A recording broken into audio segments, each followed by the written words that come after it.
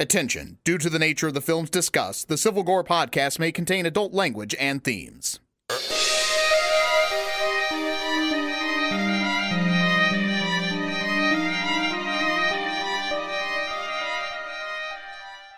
Hey everybody, welcome to the Civil Gore podcast. I'm your host Tim. And this is your other host Brian. And we have a very special episode for you this week, a very timely episode compared to our normal ones, because we are going to give our spoiler-free impressions of the movie It. Yes, and you know, we actually are wearing in full clown regalia as we record this now, but you won't see that. We'll just have to send pictures. You have to subscribe to the video feed. Yeah. That we don't have set up yet. Yeah, so if you can find it, you already win. Yeah. Obviously Brian and I both went to see It this past weekend, and I believe we both had similar impressions of it, but we'll get to that a little later. We'll keep you in suspense. Because first up, it's our first chop. Okay, Brian, well, I didn't have a whole lot this week as far as first chop stuff goes because just busy at work. We were preparing for a hurricane, as it turns out. Luckily, Irma did not hit us. It went way west, so... Yeah, but that said, actually, yeah, we were glad that, we hope all our family and friends are safe in Florida. We actually, because I know I have some family members. I checked in with them. They're all doing okay, and I have some friends that are out there. They seem to be all okay, which was really good. I know it could have, there's a lot of devastation out there, and a lot of people without power, and they'll have to rebuild stuff. But as far as I know, everyone's, pretty much it could have been a lot worse than it was, so I'm glad everyone's okay out there. Yeah, I've got some cousins that live down there, and I hope they're okay. I haven't actually checked in with them. I think they have that thing on Facebook where you can register okay or something. Yeah, I would have heard something because my aunt lives here in town, so she would have definitely told me if something was wrong. So, but yeah, so that I was on the storm team. So when anytime there's a threat of a hurricane hitting us, they mobilize us, and we basically have to get locked down at work. Chained down to your desk? Or it's physically chained down. So it's like Tim's in his own version of Saw. Yeah. But so I really thought I was going to have to go in, and they had told us if the hurricane happened to turn quicker than expected and hit us dead on, that we could be there as long as 7 days. Oh my God. So to be prepped. So yeah, I was kind of freaking out there for a little bit, but everything turned out okay, at least for us here in North Carolina and up where Brian is. So what I did happen to do is I finished a TV series called FEUD, and it's not directly horror related, but it's kind of tangentially, so I figured it was close enough for the first chop. But it's have you heard of this one, Brian? No, I was actually trying to think of it. I kind of remember you mentioning it somewhere, but I don't know if it was on the podcast or just when we were talking. Or yeah, it's the same guy that did American Horror Story, but it stars Jessica Lange as Joan Crawford.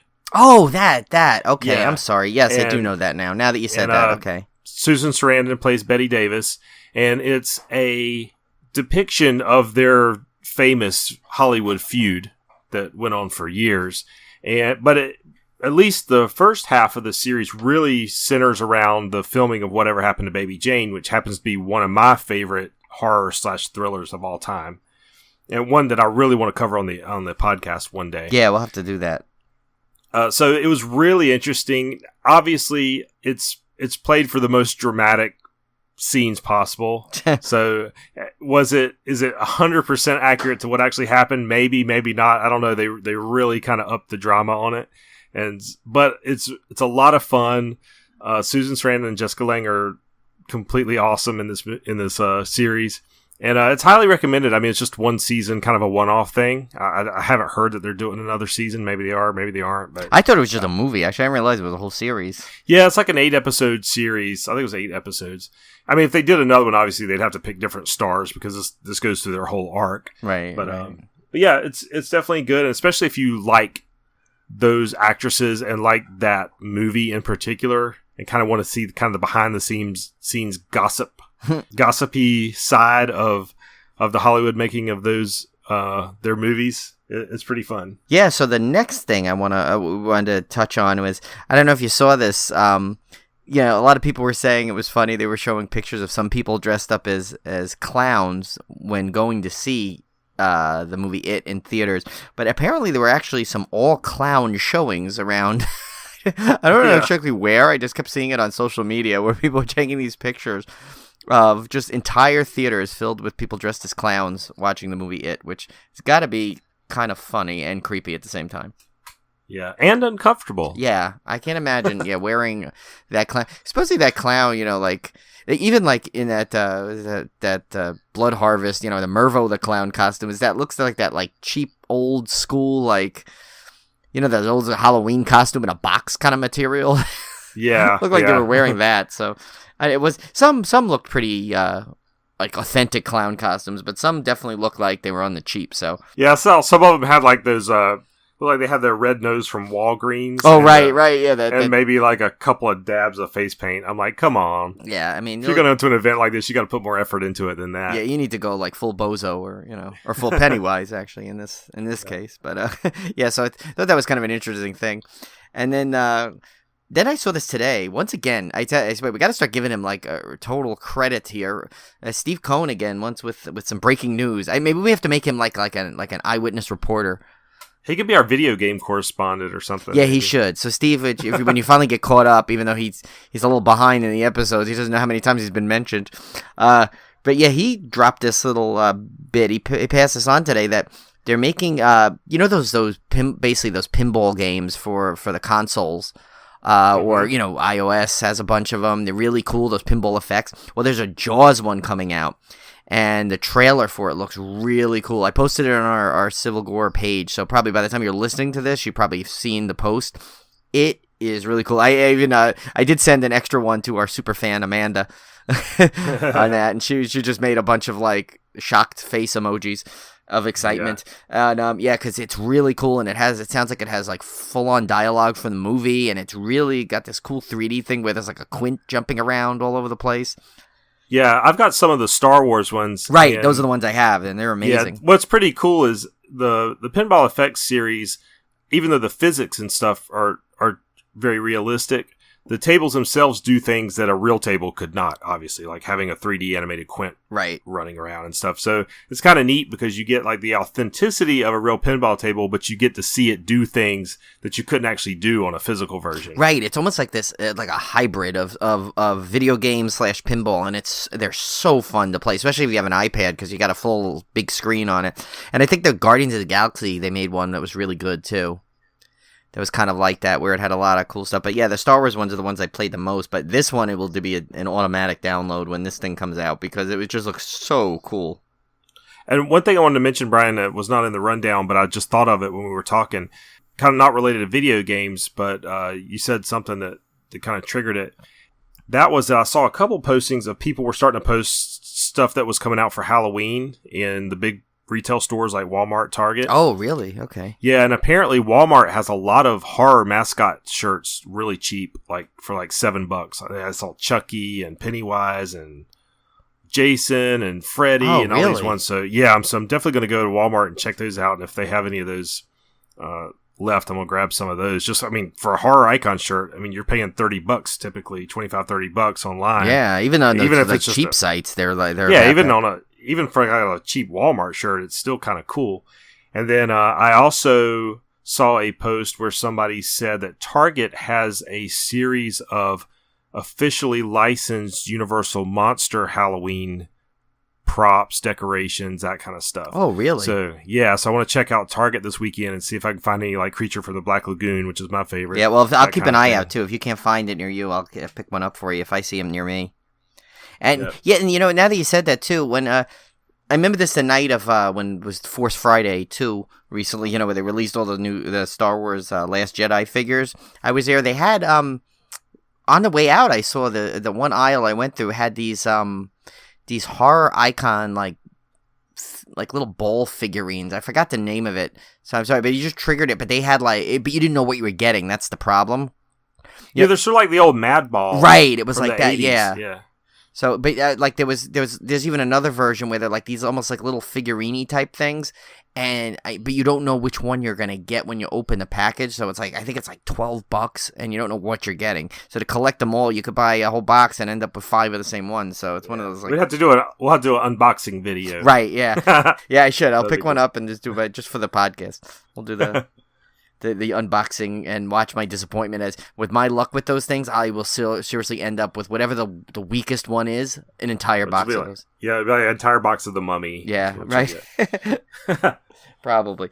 Well, which I picked up today, by the way, on Blu-ray. So, nice. Yeah, Best Buy had like an exclusive book version where it comes with some other kind of little like mini book in it or something. So it was kind of cool. It wasn't a steel book. I thought it was a steel book I was getting. But I was like, well, I'll just get it because it's the Best Buy exclusive. But it actually had some other bonus, but it was actually one of those like little like book versions. So those are nicer, even though they still don't fit well with the other Blu-rays on the shelf.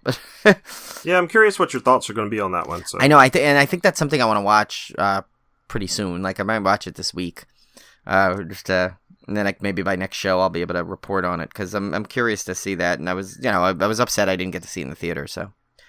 And then I guess finally, speaking of theaters and segue, nice. I know my showing of it, along with, I know I had posted it on Instagram, along with my theater, they kind of really did it up where the theater we saw it at put one of those bars in. It's kind of similar to like a little like, I say Alamo Drafthouse Light, because it's just a regular AMC theater, but they have where they'll deliver the food to your seat before the movie, and they actually put in a full bar. Yeah, in the theater, where there used to be just a line of soda machines. It's kind of funny. So now so what they do is every the big movie that comes out, they have a themed drink to it. So it was almost guaranteed that they were going to have something with it, and sure enough, they had a Pennywise drink, which I posted a picture of. I was like strawberry puree, Ciroc, whatever that is. It was very weak in terms of alcohol, and I was the first one to get it. The guy said, he's like, I hope this is all right. This is the first one I've made yet. And I said, yeah, I'm probably the only one that's going to order this thing tonight. But I ordered to get in the theme. But along with that, my theater at least really got into the theme by showing almost every trailer, with the exception of Bad Moms Christmas and Justice League, which is okay because it has Mila Kunis in it. Yeah, right. So anything with Mila Kunis gets a free pass in my book. And so what they show, it was almost all horror trailers with the exception of that. I mean, even like Murder on the Orient Express. Okay, not true horror, but it's kind of mysterious murder mystery, so that counts a little bit. And so they showed some. I mean, there was one dud in there. I thought was that Unfriended movie. I don't know. It seems like that's just it almost seemed like a Ring and like kind of WB series mixed together. Well, we've already seen some horror movies that are kind of play on the same theme. Yeah, of like the scorned friend. Social media, blah blah blah. Right. Yeah.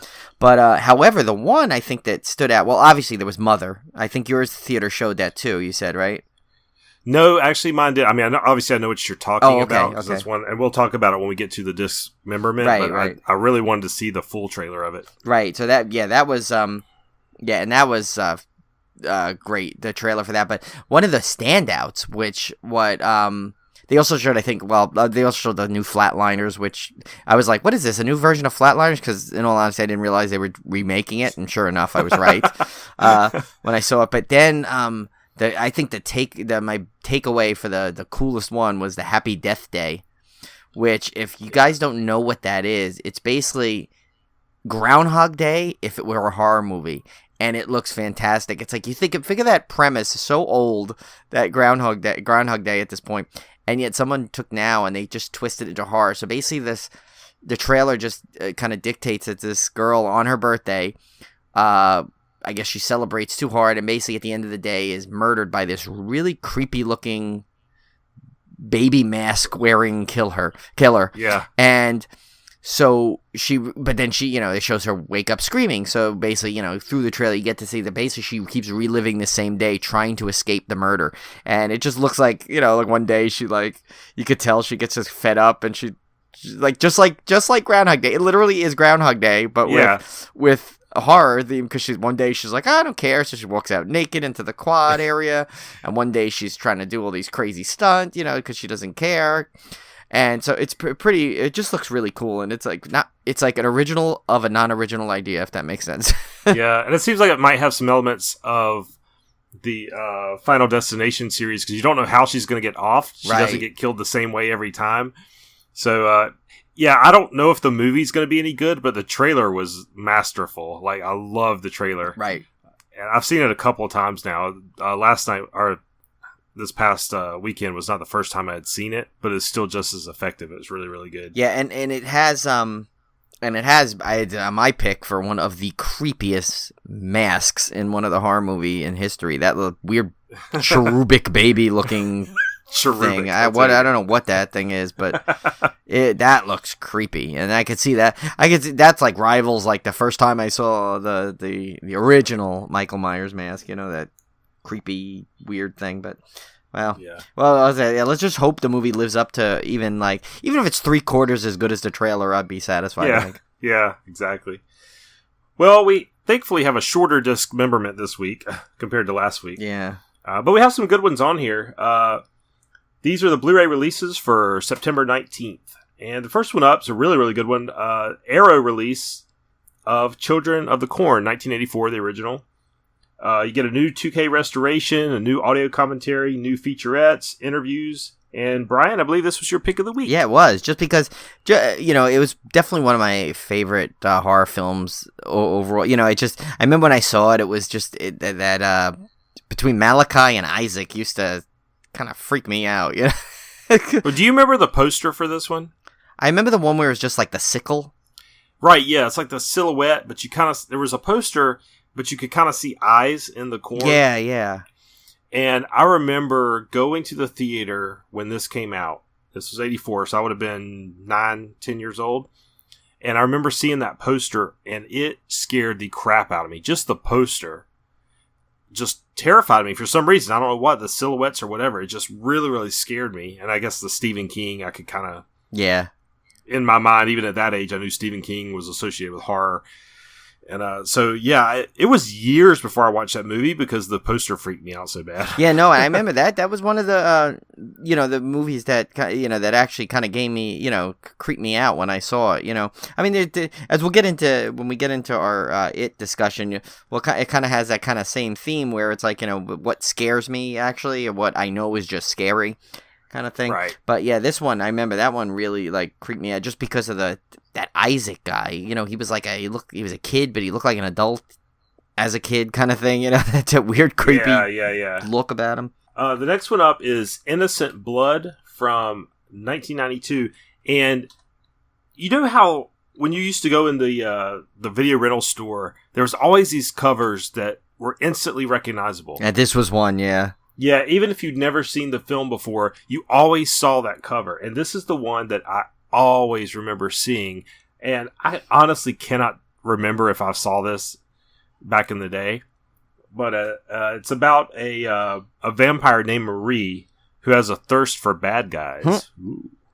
And when she fails to properly dispose of one of her victims, a violent mob boss, she bites off more than she can chew. I actually think I have this on VHS.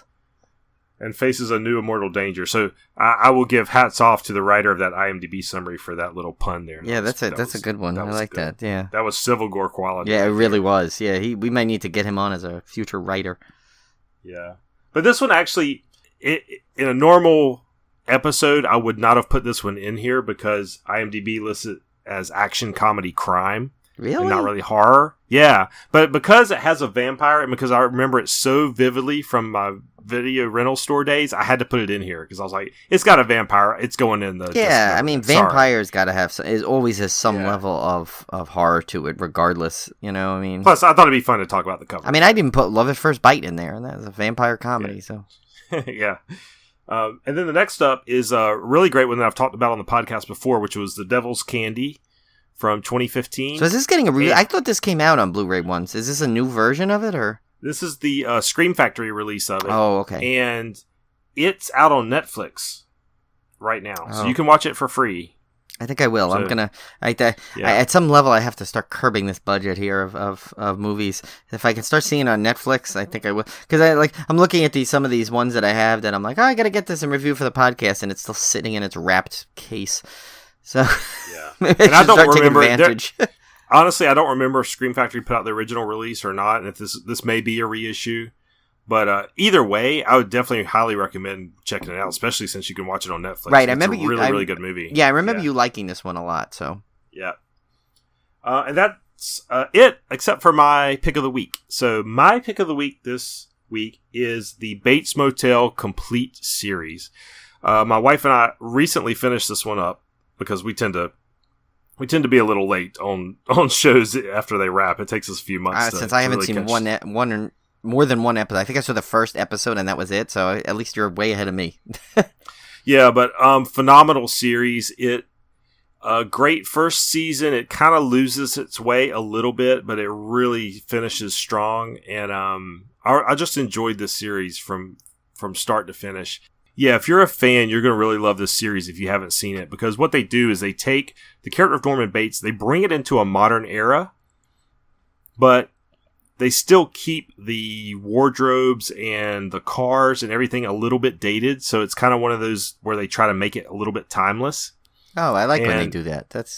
Yeah, so it kind of helps you, it helps bring the character up to date without losing the feel of like a classic movie.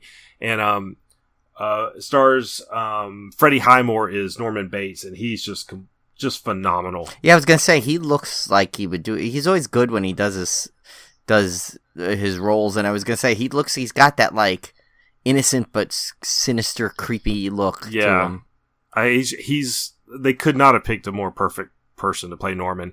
And then his mother is played by Vera Farmiga, and she's obviously an outstanding actress too. Right, and got some good horror cred now.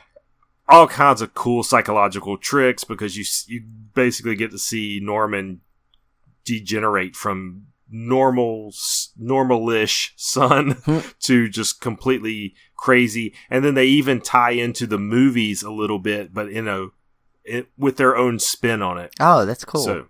So it's sort of like, I kind of compare it to the Exorcist show they did, where it gives horror fans enough to love about it in relation to the movies to kind of tie them together, but it still does its own thing. This one actually is way better than The Exorcist, in my opinion. Oh, wow. Series. And you were raving about The Exorcist one. And I raved about The Exorcist. So, yeah, take it from me. If you don't have this, or if you've never seen this series, pick this Blu-ray set up. It has the complete entire run. I think it's 3 seasons. Is it on any kind of streaming service, or?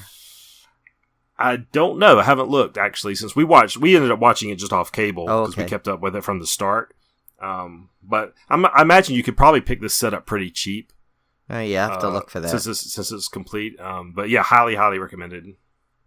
Okay, yeah, because I want to. Yeah, I could see myself really liking it, and I think actually this week, was it this week or this? Well, as we're recording this week, I think didn't the Psycho movie series come out? I think, but it was never announced. It was just Best Buy had it. Like, I don't know if they were advertising it, but I don't know if they just did something that was always around and they just brought it out for sale, because it was definitely not on our dismemberment because it didn't show up as a new release. So yeah, it's probably just a reissue. Yeah, so I think Best Buy is selling right now also the complete the 4 movie series too. So you can get the whole Norman Bates expanded universe, I guess, in one shot. Yeah, I need to grab those because I do not have any of the Psycho movies on Blu-ray. I've got the original, obviously, on DVD. I've got the really nice collector's set of that on DVD, but I would definitely like to see that on Blu-ray. Here's a little bit of trivia. That was actually one of the first DVDs I purchased. When I first got my DVD player, I bought 4 movies, and that was one of them because they had the original, those. Remember when they just used to have the Universal Collector's Edition? That's all it said on the top. Mm-hmm. That's what I've got. Yep. And that was one of the first movies I bought. It was Psycho on DVD, and I remember. And it looks beautiful. I mean, even on DVD, the black and white is just so good. I cannot wait to see that on Blu-ray. Yeah, I know I have a Blu-ray version of Psycho, but I don't remember but I think DVD is where I have the other 3. I want to say. Yeah, if you have never, or if you dismiss black and white on Blu-ray because it's black and white, and you're thinking, oh, that's an old movie. When they do the actual remasters, if they do remaster them, they look stunning, just like the Universal monster sets. I mean, these movies are from 1930, but the remasters they did and the black and white, it just pops. It looks amazing on Blu-ray. Oh yeah, because people are so used to now seeing this 4K and this color pops, but black and white still pops really well for those remastered films. Yeah, especially if you got a good TV that has really good blacks. You know, the blacks are really black and not just gray. Yeah, there's a setting on mine. You can actually adjust those. I think I tweaked it when I first got the TV. And it was like there was a setting on that, and it really made a difference, I think. And actually, now that I'm looking at my shelf, I do. Yeah, that's what I have. I have Psycho on. I still have the DVD, but I also have the Blu-ray. But it's Psycho 2, 3, and 4. I have it as in one DVD set. It's one of those cheap ones. It was like $8, and you got those 3 movies. So maybe I have to double dip and get the Blu-ray 4-pack. And the sequels to Psycho are actually pretty decent. Yeah, I remember, I think the second one I liked, and I did, 3 was okay. I know 2 I liked, 3 was okay, and I liked the beginning or whatever that was, the one with Olivia Hussey. I mean, she did a good job. Yeah, obviously they're not up to the level of the original, which is a classic. But you got Henry Thomas coming back. Yeah, but they're decent. I mean, for sequels, they're worth watching. Yeah. The theatrical release this week is one I'm really looking forward to. This is for September 15th, and that is Mother, starring Jennifer Lawrence, and directed by Darren Aronofsky, who did, of course, Requiem for a Dream. He did Pi. He did The Fountain. And he did one of my favorite movies of 2010, which was Black Swan. Yeah, he also did The Wrestler. Oh, right. With Mickey Rourke, which is a fantastic movie. Yeah, that was actually that's one of my favorite movies. Yeah, and I remember I saw that in the theater, and that one just blew me away. And that's one of those where anytime it comes on, I always seem to watch it. I can't turn it off. Yeah. So he's I really look forward to his movies, even when they're hit and miss. Like The Fountain, I was like, it was a little over my head, but his movies I always enjoy at some level. So and I love Jennifer Lawrence to death. So I'm really, really looking forward to this one. So yeah, I think I'm gonna actually go out this weekend and try to catch that one. That's one I'd see in the theater. Yeah, no, because it looks cool. And the trailer for it had that cool thing where it's like, when you're done, go to the ticket booth and buy tickets to this movie. It was like that old, almost like a Psycho or Alfred Hitchcock kind of trailer thing. Funny enough, we were just talking about Psycho. And it kind of had that Hitchcockian trailer. Some directors have enough clout for me that I will go see whatever they do. And that's like Quentin Tarantino, I'm going. Martin Scorsese, I'm going. And whoever did Pulp Blart 2, we're not going. We're not going now. But yeah, there's some directors that have enough clout with me that I'm basically going to go and see it. And he's one of them. Not on the top or upper echelon, but he's still one of them that I have enough due respect for that I'll go check it out. Because his movies are always interesting. Yeah, and just in case you're wondering, Andy Fickman was who directed Pulp Blart 2. Never heard of him. So. Yeah, I don't think that might be his only movie. All right, so let's get right into it. It 2017. Now, we're going to lay down the ground rules. And I probably should have done this at the beginning of the episode, but we'll do them now. So we are going to try our very best not to give any spoilers. And what I mean by that is we will talk high-level plot in terms of basically if you've read the book or read the blurb on the back of the book or watched the miniseries, you know in general what this movie's about. We're not going to give any specific plot points, specific scenes. We're not going to give away specific scares, but we will talk about, each character, which I don't think is a spoiler. We're just talking about the characters that are in the movie. And we'll talk about the cinematography, how accurate it is towards kind of a high level comparison between the miniseries and the book, and that kind of thing. So if you're holding off on listening to this episode before you've seen it, you're probably okay. We're just going to give basically our impressions of it. Right, and if we slip, we'll edit it out. Yeah, if we slip out, obviously I'll edit it out. So you'll never know.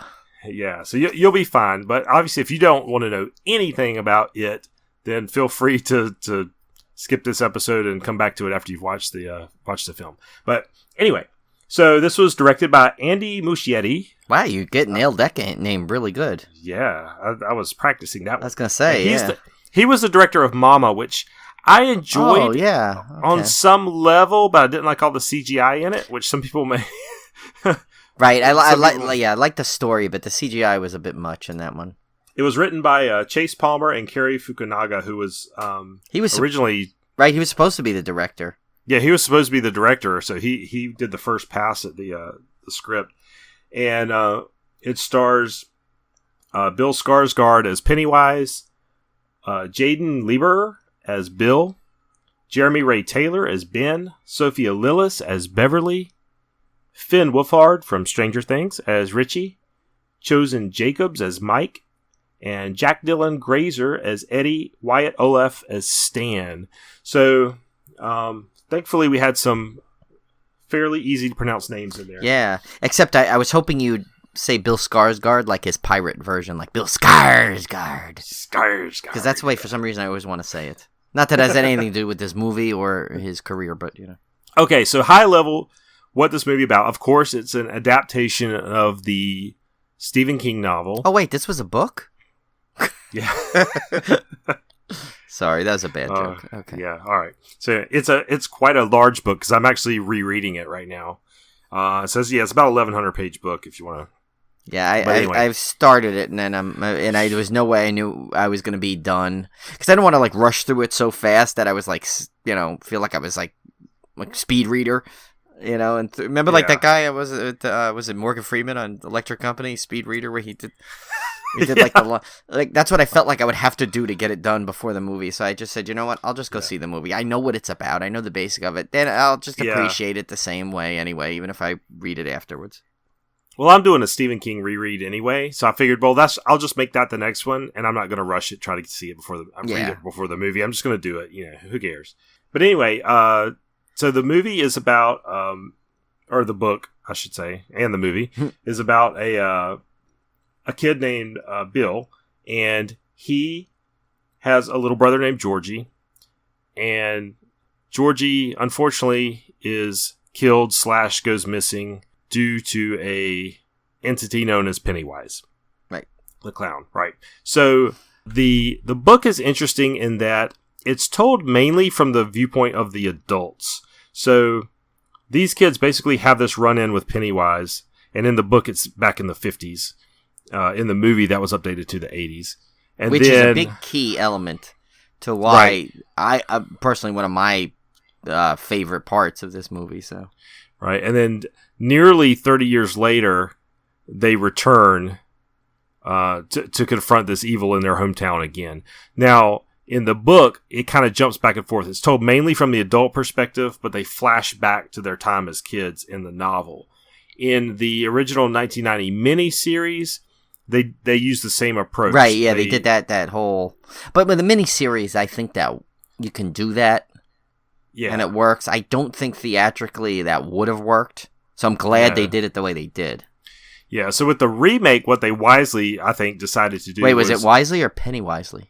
Pennywise. Okay. Oh, you see what I did there? Yeah, I see what you did there. So they wisely focused on just the kid portion. So basically what you're getting with It Chapter 1 is the entire story of what happened to these kids back in the 80s. And then for the next chapter, the sequel, which we'll talk about towards the end of this episode, because we do have some details about it now. Yeah. You'll get kind of the adult side of the story, although they have promised there will be flashbacks to the kids. Right, yeah, they did. I think, was that today when they actually announced that, like, the kids will all be returning in some capacity?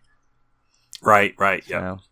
So let's run through and just give our impressions of the actors and their performances in these roles, because these kids were really, I keep saying phenomenal, but they really were. Yeah. These kids felt really authentic. They talked like I talked growing up in the 80s. Right. I'm sure, Brian, you could relate. Yeah, I felt like, okay, I could have been put in this group and felt totally comfortable. Yeah, they're really captured the feel of what it was like to grow up during that time. Yeah, if you were a child of the 80s, you'll know exactly what we're talking about. Yeah, so I'm going to save Pennywise for the next topic because he deserves his own segment. Right, yeah. But we have, and I hope I'm pronouncing his name right. He was the most difficult on the list, but that was Jaden Lieber as Bill. I think that's it, Lieberher.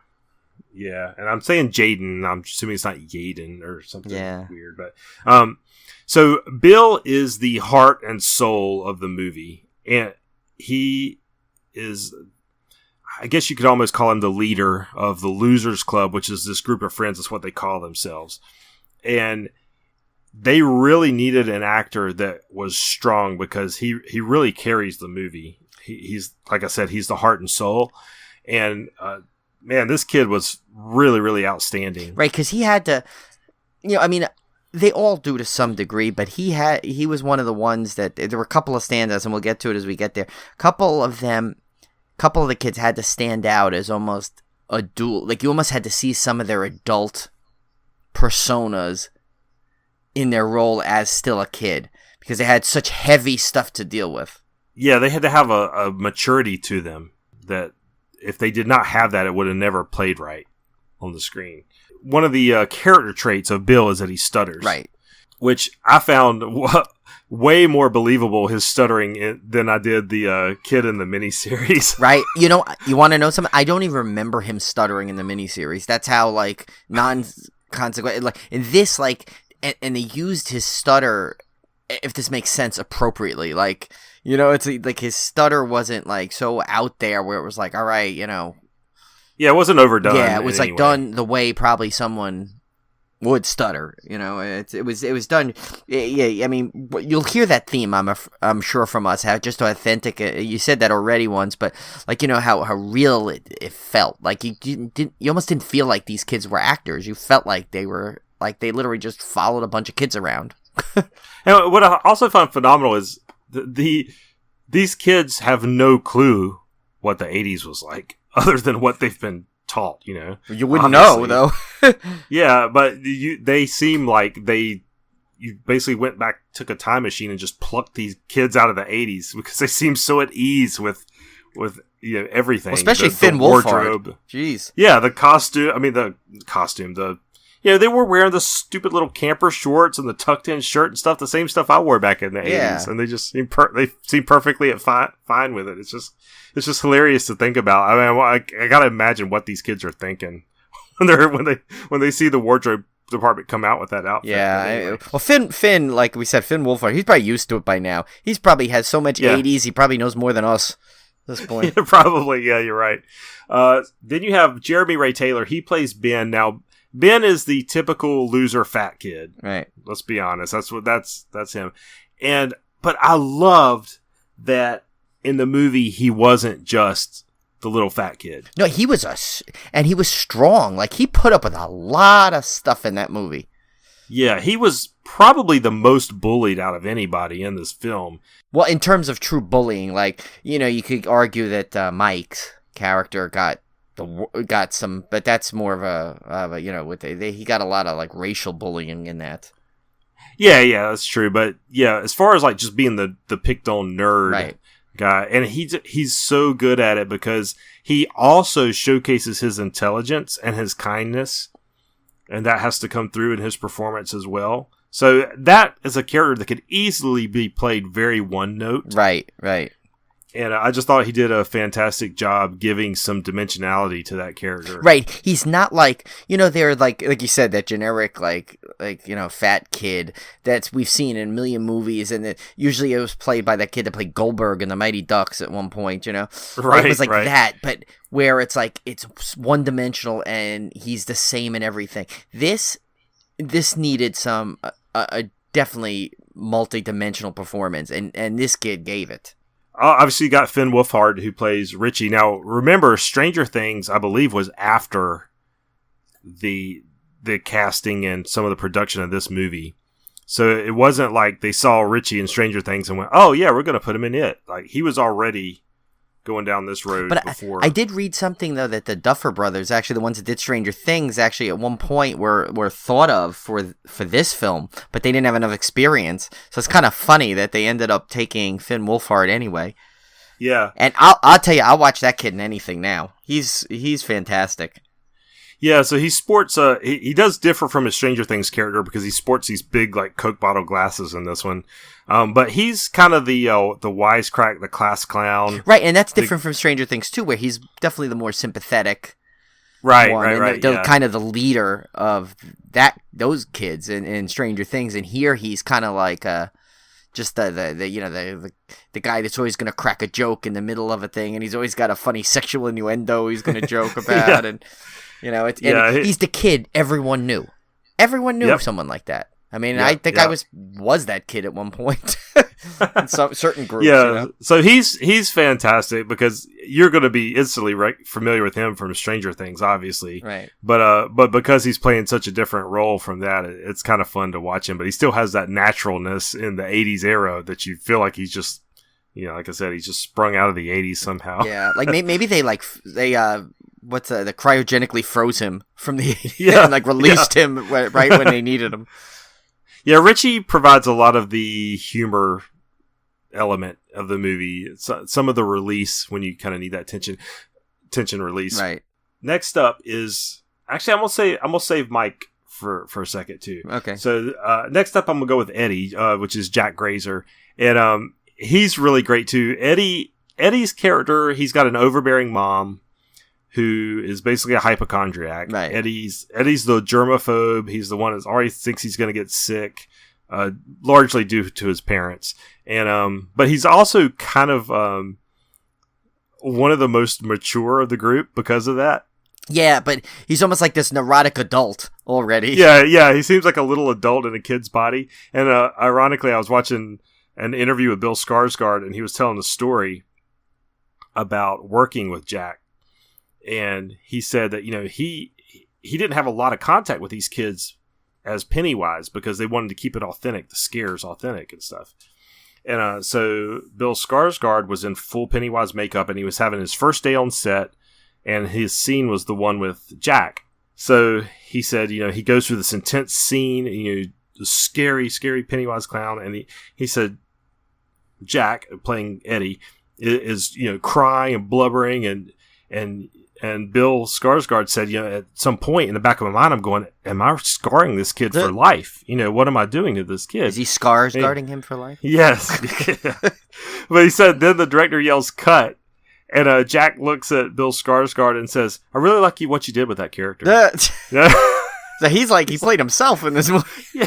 Yeah. So I think as an actual real actor, I think he probably is kind of that way. He's probably way wise beyond his years. So. And it's funny with this big of an ensemble cast, it's hard to say that, but he definitely has some scene stealing moments, which we're not going to go into as we promised.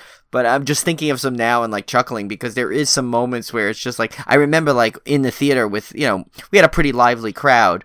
One lady next to us was a little too lively who had to comment on everything, but besides the point. But like he had a lot of the big laughs. It seemed like Finn Wolfhard and Jack Dylan Grazer, they were the ones that were really pulling the laughs out of the crowd. Right. The next up is a character I felt was a little underdeveloped, and that was Wyatt Olaf. I was going to say, Stan. He was just like, I mean, okay, they established that he was Jewish, and that's about all I got. Yeah, unfortunately, he was the two-dimensional Jewish kid. Yeah.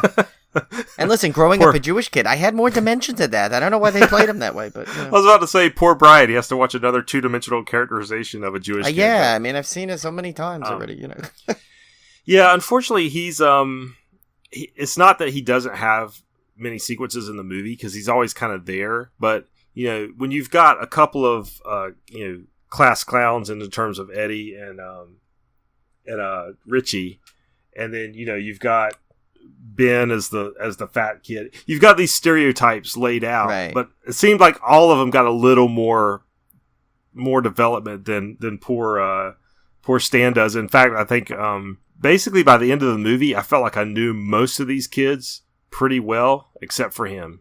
All I knew was he's a Jewish kid. Yeah, no, I kind of you almost forget about him at some point. Yeah, he kind of fades into the background at some level. Yeah, and it's like I don't know if maybe there was more scenes of him in there that they cut for time. I don't know. Like we said, like we were talking about with Salem's Lot, how as a miniseries format you had a lot more time to develop characters. You know, it was probably hard with so many characters to develop all of them to the fullest. And they tried. Yeah, they tried. They really did try. I mean, in all honesty, if you think about it, though, out of one character that you probably could give one of the least to, he's probably one of them. No offense, but you know. Right. And then the last one, and not the last one, because right. I'm saving Beverly for the very last, but the other character I felt got kind of short shrift was unfortunately Mike, who was played by Chosen Jacobs. He's the African-American kid. And to be fair, he comes in later in the book. Right, and I saw someone made a criticism of that. You know, if you really did a lot of reviews, which I kind of held off until after I saw it, a lot of people were saying that. You know, that was out of the few criticisms that I did see, it was that his character came, like, even though you saw him in the beginning of the movie, he didn't quite get in with the group till late, if that, you know, and that's the whole element is the losers, you know, the club, the group, and how they became friends and all this stuff. So to have him, he was almost an outsider on top of being an outsider until, right. You know, and so by the time they brought him in, the thing is he did such a good performance. I think it was okay because when he came in, it didn't feel like you didn't know him or anything. You kind of knew enough about what he was going through. I compared it in the rundown to Winston from Ghostbusters. Yeah.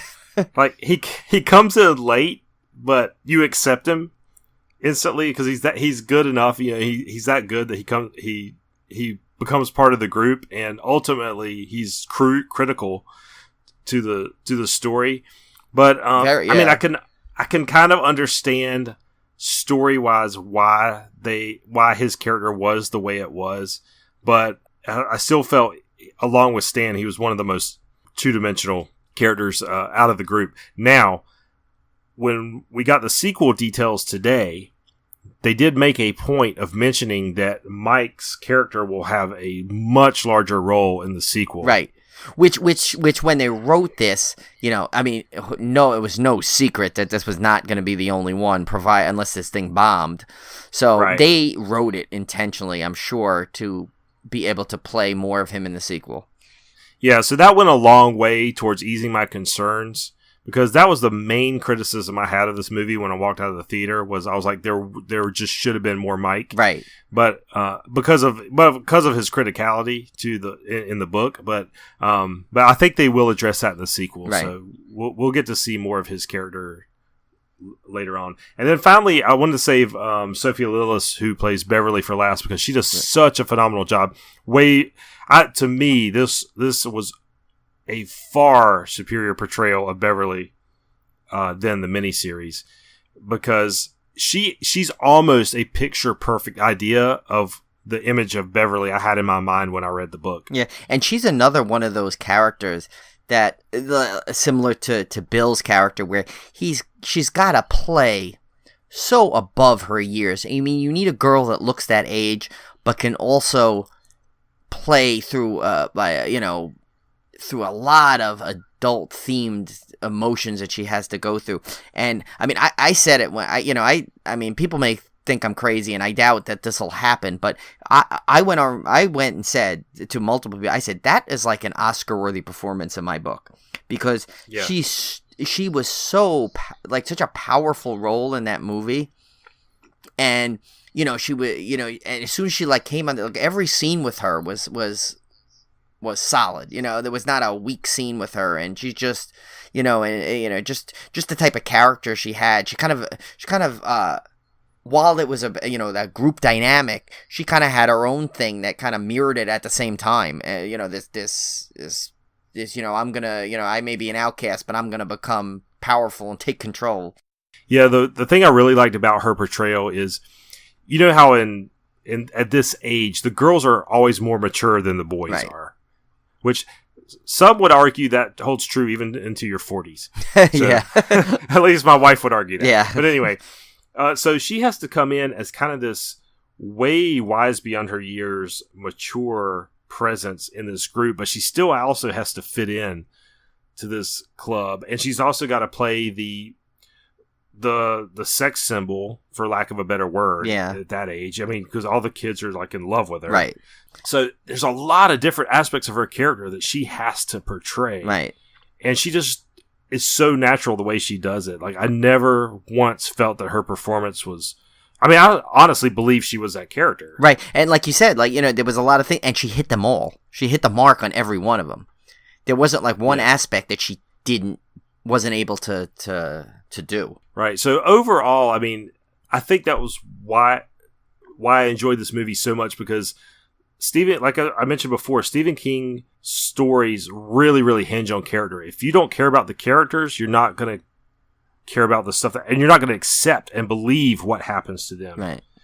And this movie had me sucked in so much from the get-go that I was just riveted to the screen. And forget all the horror elements. Right. Just the kids' stories and their performances would have made a fantastic movie just on its own, even stripping Pennywise out of the movie. I agree. It was like, that's why it's like, like I said, as like, I think Tim and I were talking, and I was saying is like, without, forget like the scare part of it. It was just, I loved every second of this movie just because every part of it was enjoyable to me. Right. Yep. I totally agree. This would have been there's been comparisons made to Stand By Me. Right. I even see a little bit of Sandlot. It's like Sandlot. Yeah, if you like those kind of movies, you're gonna instantly this movie's instantly gonna click with you. Yeah, a lot of people say Goonies too, of course. Goonies. Yeah, absolutely. Now let's talk about Pennywise. Right. So Bill Skarsgård, of course, plays Pennywise, and I had not seen anything other than what everybody else has seen, the images, the pictures, and maybe the trailer clips and stuff. But when he actually performs as Pennywise, man, it is super, super creepy. As much as I love Tim Curry, right. God bless him, I love Tim Curry. But I saw a guy on YouTube made a brilliant comparison. He said Tim Curry's Pennywise is like Jack Nicholson's portrayal of the Joker in Batman. And Bill Skarsgård's performance of Pennywise is like Heath Ledger's version of the Joker. Oh, that's a great comparison, actually. That's just a great comparison because Tim Curry plays Pennywise, and it was the time for that movie, for that miniseries. It's on TV. It's playing to a more general audience. I get it, I get why the character was more clown-like, and not as evil and dark. Even though Tim Curry did a great job making him scary, we were all traumatized by Pennywise. Right. But this performance is just beyond, way beyond it. It kind of, I hate to say it kind of ruined Tim Curry's Pennywise for me, because it was so far above in terms of terror to me. Well, yeah, this performance, and the funny thing is, it was like like I was talking to our good friend Slater there from the Ride This One podcast. And he's going to come on when we do the miniseries, because that's one of his favorites of all time. And he was saying that we were talking about it. I asked him, I said, "What'd you think of Bill Skarsgård's take on it?" And he was kind of in the same boat as everyone else. He's like, "Yeah."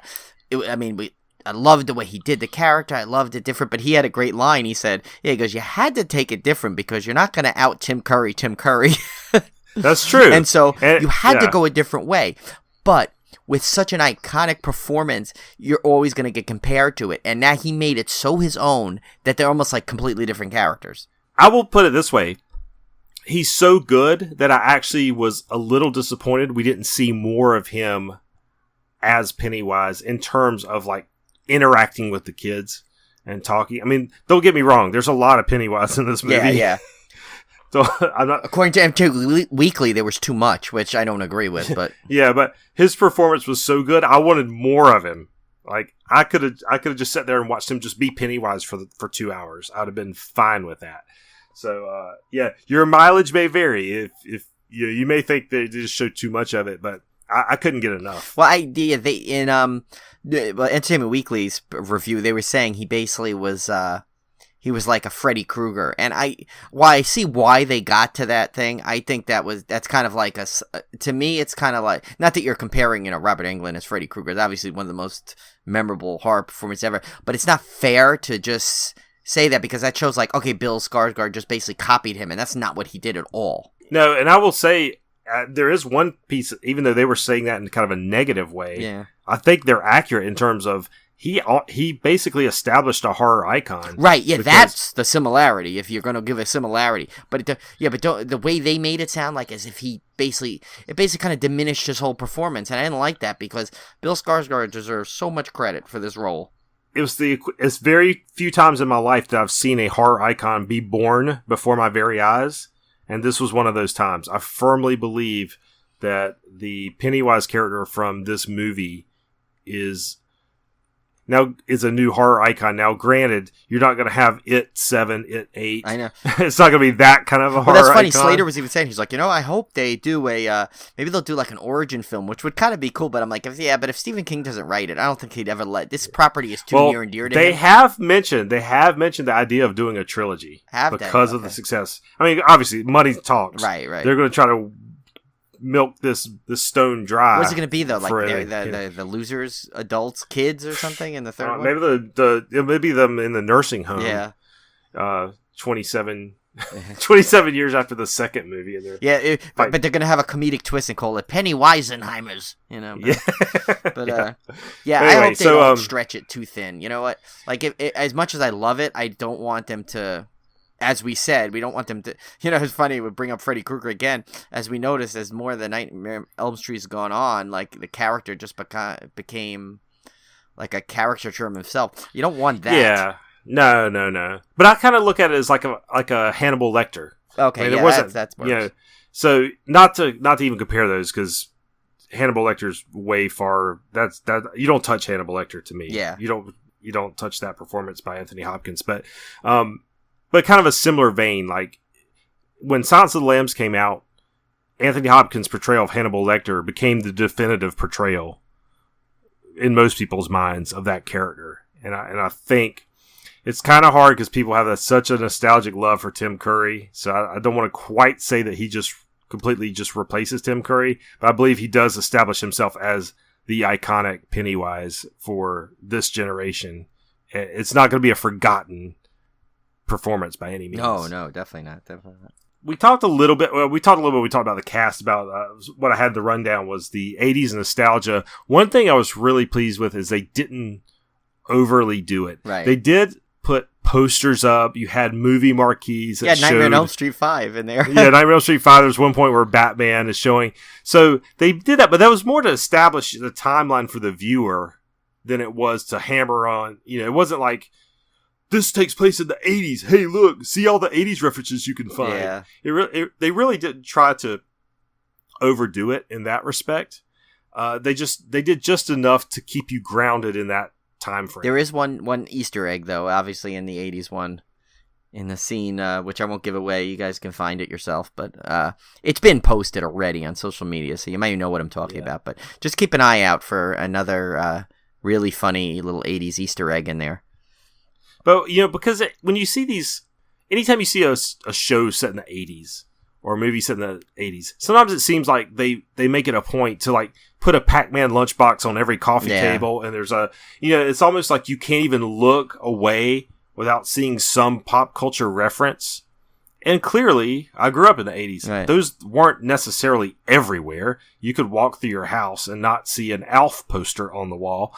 And I liked how, when they showed these kids, just in their normal environment outside, in their homes, you weren't inundated with 80s pop culture references. No, it's like it was simple, like the Walkman, New Kids on the Block, It's like, like those it was like kind of a thing things. here or there just to keep you grounded in the time frame. Yeah, just to let you know like when it beating was. you over the head. Yeah, I wasn't beating you over the head with it. I really, really respected them for doing that. We also had on here about the cinematography and score. It's hard for me to, unless the score is just phenomenally good. Right.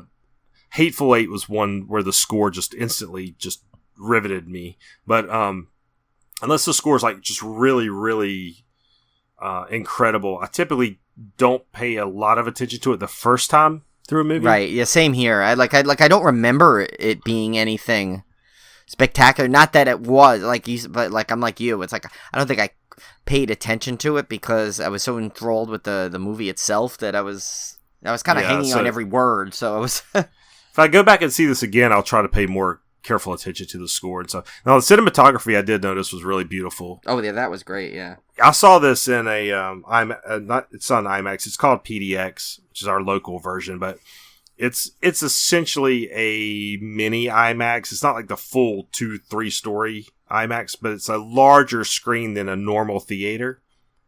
And we set up fairly close. So I was looking at a humongous screen.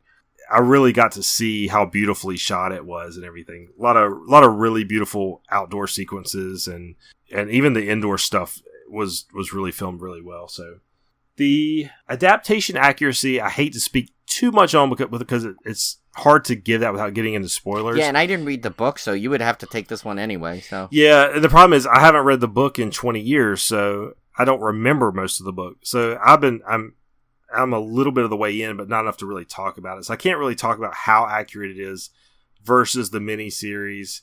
I've seen some people argue that this one is less accurate to the book than the miniseries was. I've seen people argue in the other direction. But see, I wonder if that's because the miniseries kind of went like the book, where it flipped back and forth, and this, they went just I don't know how kids. You compare. Yeah, I don't know how you compare that. So I'm not really going to get into that, and I don't really want to get into the differences between this movie and the miniseries, because we'll probably cover that when we do the miniseries episode.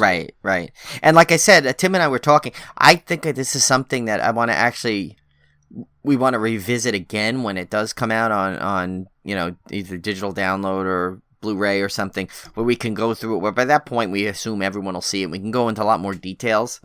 And then we can even do some more comparisons then, because this is something I definitely want to see again. I don't know if I'll get to see it in the theater again, but I know it's that's like one of those ones I'll probably watch the day it comes out. Now, the last thing I wanted to talk about before we actually give our impressions, because you guys are probably dying to know what we really thought of the movie, because we haven't even talked about the horror aspects of it. But was the huge weekend. This was a record-breaking weekend for this movie. It was, I believe, the highest-grossing horror movie weekend for I don't know if that was just for September or period, but I know it was second only to Deadpool in terms of highest R-rated weekend. Right, I think it broke the Thursday record. Yeah, I think there was several records that it broke. So it was 100 million plus. I can't remember the final was. I think it was like 120 some million weekend, which is just incredible for a horror film. Yeah.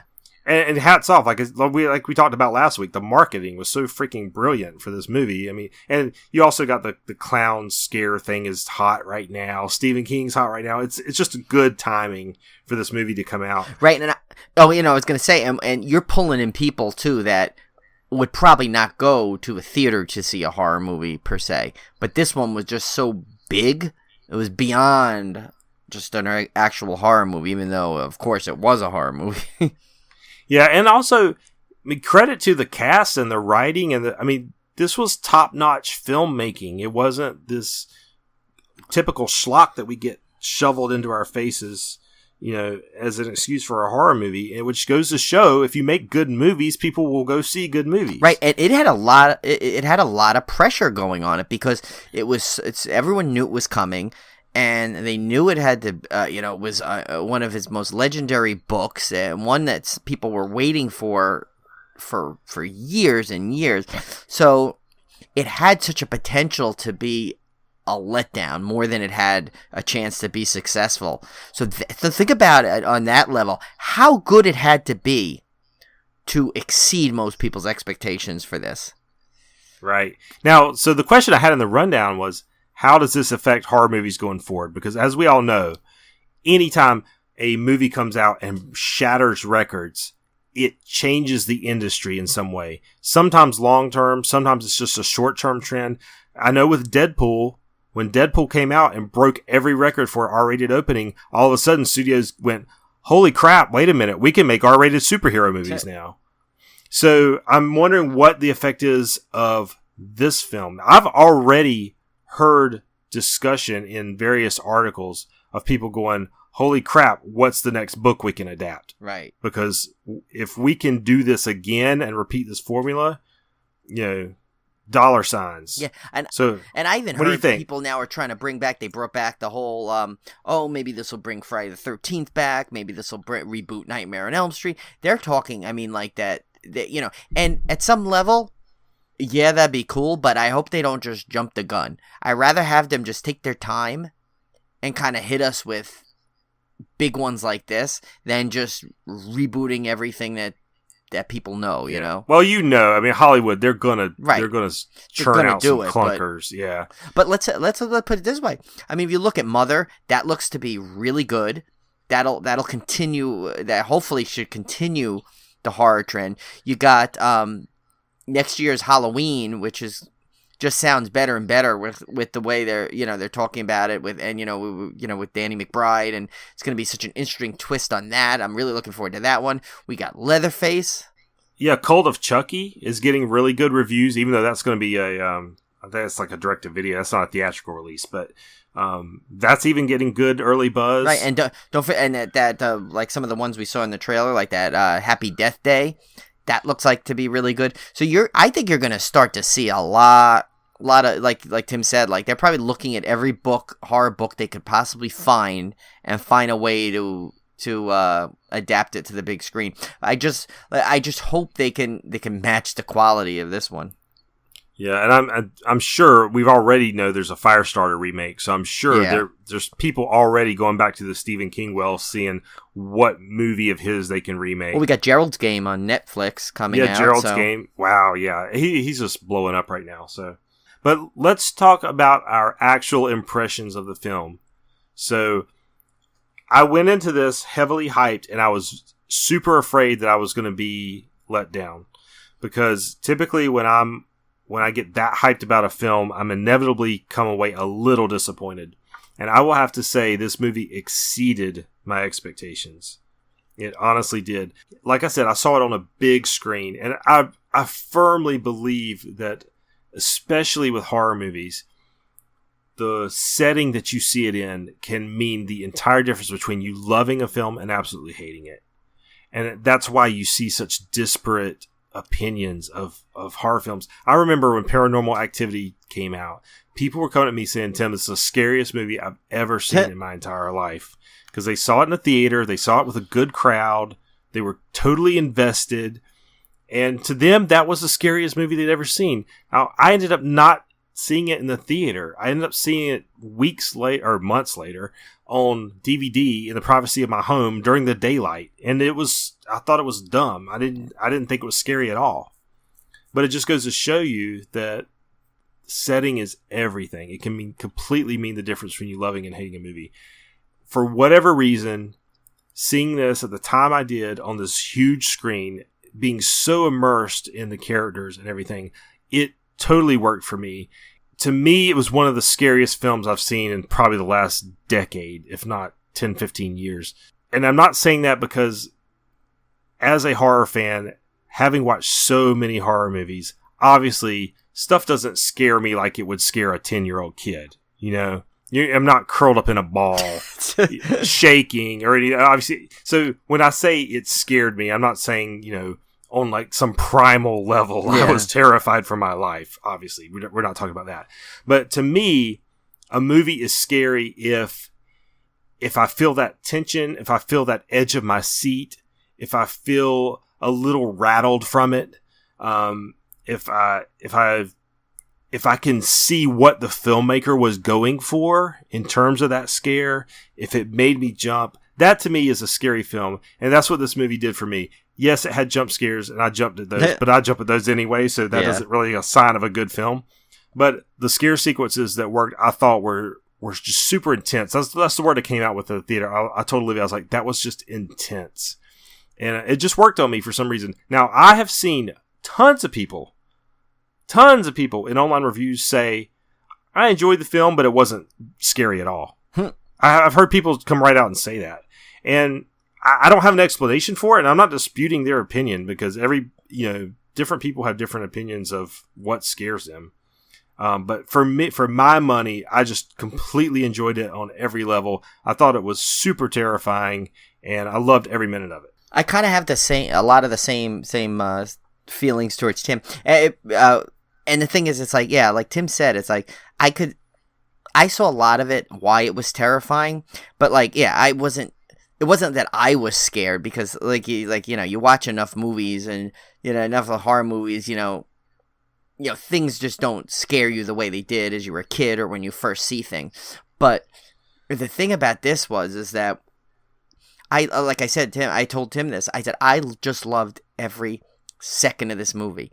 It could have, and I think Tim mentioned before, it didn't even need the scares to be a good movie or anything. It didn't, and it was one of those things from, like, I was so excited for it. And, it was like, part of me still went in there, and there was, when I got there, I had the drink in hand, and, there was this buzz in the theater, like, when you ever see a big movie, and usually horror movies don't have that buzz to it. Right. Like, it almost is like, when you go see a Star Wars movie or one of the Marvel movies, there's that excitement, of, when you see it the first night, like, everyone's there, and you just get this, like infectious excitement going on. And this had that going in, and that's so unique for a horror film.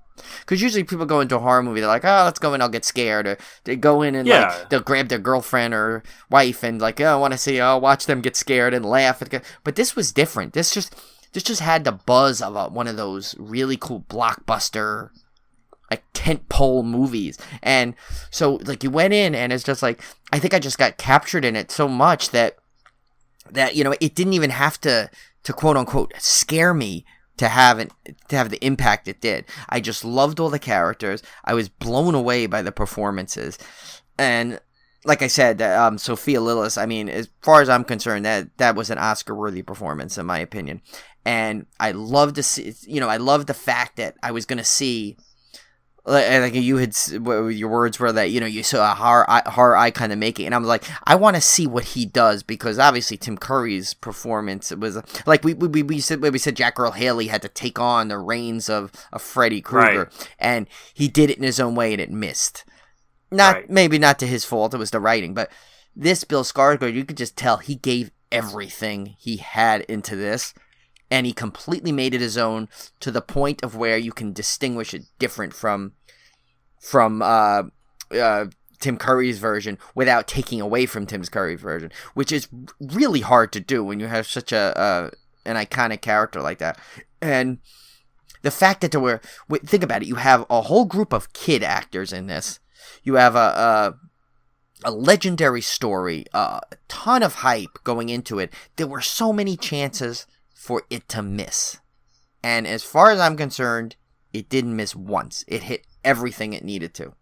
And I just, like, it was one of those things where it was like, it was so much fun to watch. I loved the 80s nostalgia. I loved the camaraderie, the feeling it flashback. And all while this was going on, there was this really, really great horror film going on. So it's such a unique experience to me at some level, because it's like usually horror films are so one-dimensional, and only the true great ones have something special, and this had just so much special on top of it. Well, like I was telling Olivia, was even the scares that I saw coming, and there's plenty. Yeah, every horror movie, if you're a horror fan, you're going to see some stuff telegraphed. Obviously, they were so well crafted that even though it didn't, like, startle me out of my seat, like, I just had this big smile on my face, because I saw what they were going for, and it was so well done that I don't know how you don't enjoy that on some level as a horror fan. Right, and you kind of couldn't, like, even though you knew pretty much what was going to happen, you couldn't wait to see it. Right, and I don't understand, like, some of the people, and again, I'm not trying to disparage anybody's opinion, because there's plenty of movies other people love that I can't stand. Right, yeah. God knows, but at some level, as a horror fan, and it's the same thing I talked about with the Annabelle, the creation, Annabelle creation. I was like, at some level, even if it's not scaring you personally, as a horror fan, at some level, don't you get some enjoyment out of this? Like, because it's so much better than all the crap that you have to slog through, all the crappy sci-fi channel movies and the bottom of the barrel Netflix stuff and the direct they put out, for date nights, and that's all it is. Yeah. And you get some movie that comes along that actually does a really good job, and you still, like, disparage it because it wasn't scary, man. I mean, what do you, like, at some level, can't you just appreciate that it's so much better than everything else that's out there? Yeah, I mean, I don't know. Yeah, I mean, like, this was one of the most, probably the most, it seems weird to say this for a horror film, because usually the one thing you want to know from a horror film, was it scary? But this was probably one of the most enjoyable, not just horror movies, but movies I've seen in a long time. You know, like I said, I loved every second of it. There was not a moment I was bored. There was not a moment. In fact, it's funny. I have this thing. Sometimes I'll check my watch or something during the movie to kind of just to see where we are in the movie. And I remember I looked at one point and I was so disappointed knowing that there was only like 25 minutes left. Right. And I was like, oh. I was like, this is what I just didn't want to end. Like, and I probably could have stayed in the theater and watched it a second time right in a row. And, you know, that's reserved mostly for, like, the Star Wars movies for me and Indiana Jones and, you know, movies like that. But so, like, to get a movie that, like, you know, that's so special like that comes along, you don't, you know, I wish people, like you said, I just wish people would appreciate what they just got. It's not something you're going to get every time you go to the theater. No. That's what's kind of disappointing. I was like, I don't fathom that, because, and it's partly my personality, because I like to try to find the good in every movie. And like, just like with the Rob Zombie Halloweens, I know, you know, I'm not a particular fan of those, but I can still point out the stuff that I enjoyed about it. Right. You know, so it kind of frustrates me when people take the opposite view and they're out to look at every negative thing. Well, and I guess that's just life. You know, you have positive people and you have negative people. Is. It's a culture. Like, look, how many times do you, like, see, like, it's funny when you even in, like, when you look at a Yelp review for a restaurant or like a hotel or something.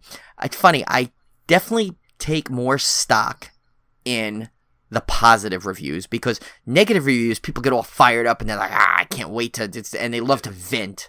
It's just the way the culture is nowadays. People like to do that. So it's like, you know, some of the things you read in there, and it's like funny. Julie has a thing. It's like when they describe details that don't need to be there, you could tell they're just out to get that person, or they're having a bad day. Like, there was one thing I was reading. It was funny for our trip. I was looking up at a hotel, and one of the ones I looked at had a negative review because they said, well, the overweight clerk, and like, so Julie's like, why'd they have to put overweight clerk? What was that? That's just a nasty thing. Why are they doing that? And it's true.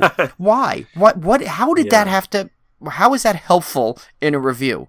Well, that's a life lesson, and that is, it's much harder to say something nice about somebody, right? So and leave somebody a positive review than it is to say something negative because somebody pissed you off, right? And I'll segue quickly in there, even though we do this at the end. So that's why take the time and give us a good review on iTunes.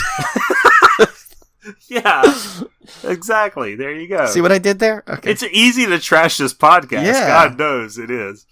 But it's very hard to think of something nice to say. But yeah, I mean, listen, I struggle with that every day. You know, at work, you have a bad day. Oh yeah, it's hard to do. But man, the few times when somebody reaches out to my boss and says, you know what, Tim did an awesome job. Yeah, like that means more to me than anything in the world, and it does for everybody you meet. Yeah, just that one kindness, that one optimistic thing, that one where you went out of your way and said, you know what, good job. Yeah. You made my day. You did something good.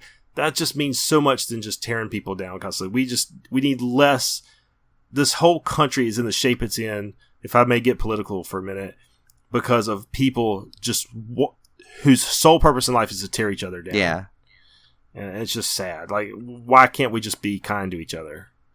Yeah, no, it's true. And see, that shows you, look at what this movie, like, it went off to that tangent of a discussion, though, because that's how much of an impact that had on both of us, and how good it was that it leads to other discussions. You know, it's like, so yeah, I mean, I can't recommend this movie enough. I recommend this to people who don't even like horror, because I defy anyone to go in there and not find some enjoyment in this.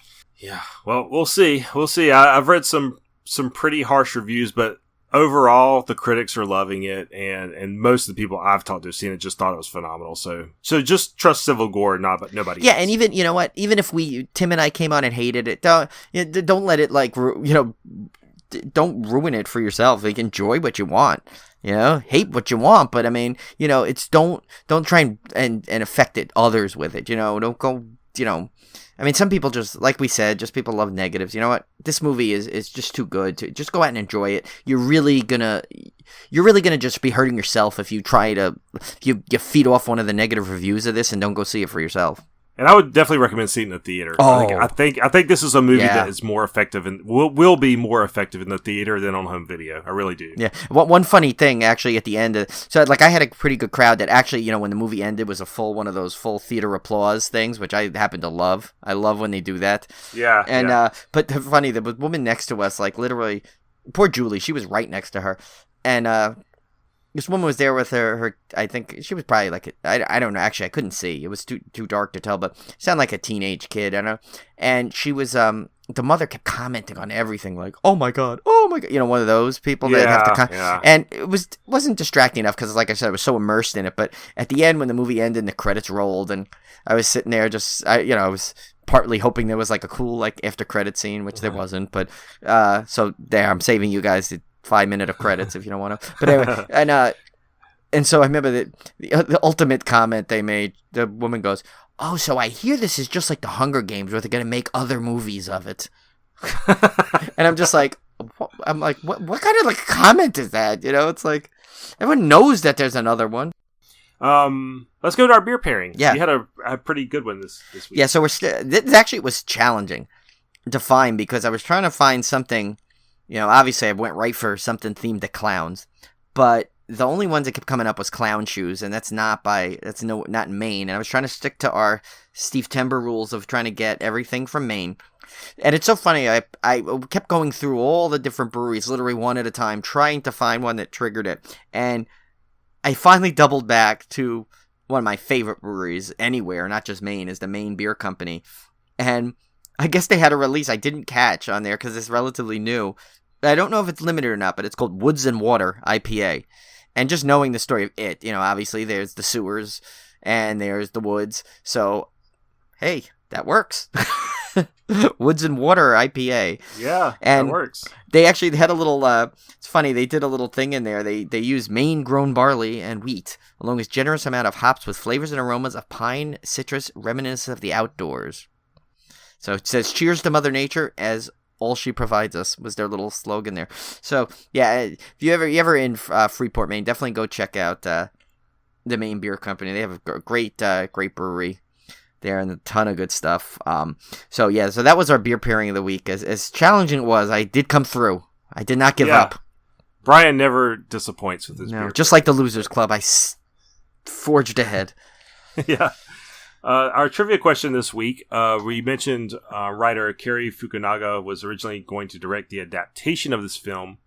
Who is the one actor who is in this final version that was also in the original cast? Now, when we say original cast, the original cast of the remake, not the miniseries. Just because I realized that as I wrote that, I'm like, hey, you know, I hope that word's okay. Cause I don't right, yeah. So to clarify, there was one actor that was cast for Fukunaga's version, right? That stayed in the in this actually released version. Right. So who was that one actor that survived the cut? I guess you could say. And last week's trivia question, of course, we did Salem's Lot last week, and we mentioned that movie was released in another country under a different title, and was basically released as a sequel to another horror film that many of you will be familiar with, even though it had nothing to do with that film. So we asked what the name of that film was. And interestingly enough, Salem's Lot was released overseas. Was it France, Spain? One of those. Yeah. As a sequel to Phantasm. Yes. So it was actually released as Phantasm 2. Oh, it was actually Phantasm 2, right? That was the... Yeah, it was Phantasma 2 or something 2. Okay, like yeah, that. Because our very loyal listener, Cody, got that right. But I told her she had to wait until she heard the show to. But I could kind of see it because it has that, like we talked about. That's why we said you might pick up on the trivia question during our episode because of that dynamic between the two, between the Mark and the older guy. So and it's funny. I thought we cut out a lot of that, but then as I re-listened, I'm like, wow, we gave a lot of clues to that one. If you're a sharp listener, you can get that. Straker actually kind of reminded me in some sequences of the Tall Man. Yeah, he did. In a way. So, yeah, it really did have a pretty high Phantasm vibe, so I could kind of see where they tried to get away with that. But, yeah, interesting trivia question. That one was cool. But I guess we'll wrap it up now. Yeah, so much for a short show. We're still at an hour and a half. Yeah, I know, really. So, this was, I forgot to mention at the front of the episode, this was episode 28. So, we're getting there, getting into our milestone episodes. I want to do a very special one for 50. I think we're going to do The Shining. Yeah, I think so. Even though it will be well past Steve-tember. Well, yeah. But anyway, so next week, join us. We're going to have another Stephen King film. Are we going to give it away or are we going to tease it? Yeah, let's tease it. We'll tease it on... All right, we'll tease it. It's another fun one, and I've got a lot of stuff to talk about with that one as well. So join us back here next week. Check us out on Facebook, Twitter, Gmail. Drop us a line. We love listener feedback. And we got links to all of our social media sites in the show notes. So check those out. And we'll see you next week. And stay out of the sewers.